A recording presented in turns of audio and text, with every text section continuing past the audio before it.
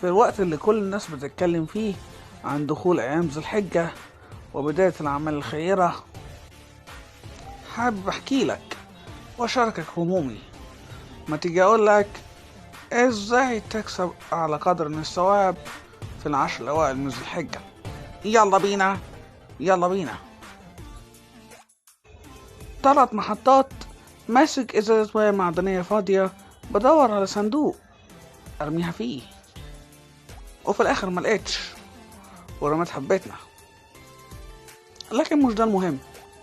المهم إن لما سألت الناس مفيش صندوق زبالة هنا، محدش كان بيجاوبني، واللي كان بيجاوبني بإجابات غريبة جدا، زي انت هتقرفنا ليه؟ اتكل على الله، أكني بشحت منهم مثلا، أو هو ده مكان تقول فيه الكلام ده، أو هنعمل ايه بصندوق الزبالة هنا، وهلم جرة.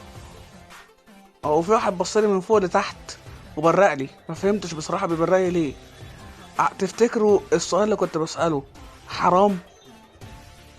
لغاية ما واحد ابن حلال بلدينا جه وطبطب على كتفه وقال لي يا ولدي يا ود الحلال، الصناديق بتتسرق، حطوها على العواميد يا حاج، العواميد مخرومة،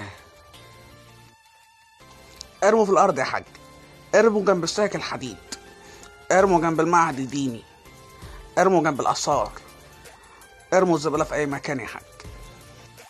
بس لما يطلع عينا متخلفين ما تزعلوش.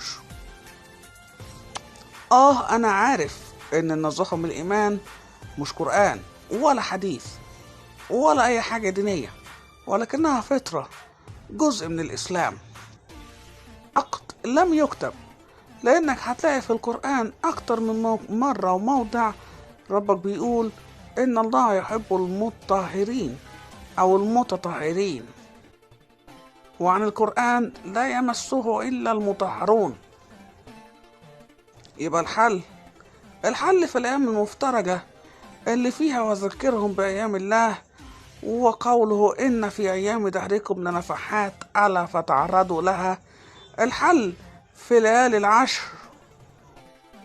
العشر من ذي الحجة، أفضل أيام الدنيا ولياليها، اللي فيها العمل الصالح أحب الأعمال إلى الله، اللي فيها الصيام والصلاة وقراءة القرآن، اللي فيها الذكر والتهليل والتكبير والتحميد، اللي فيها كل الخير من ربنا. هو الطهارة، تطهير القلوب قبل الأرض.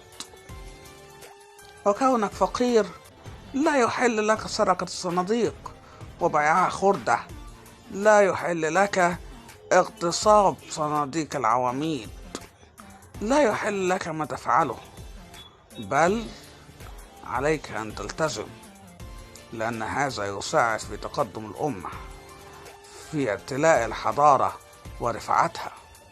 خلي بالك، دليل الحضارة مش المظاريف ولا أطباق الدش. أخيرا أتمنى نكون استمتعنا وتعلمنا سوا. ما تنساش تعمل لايك وشير. كنتم مع مصطفى حسين.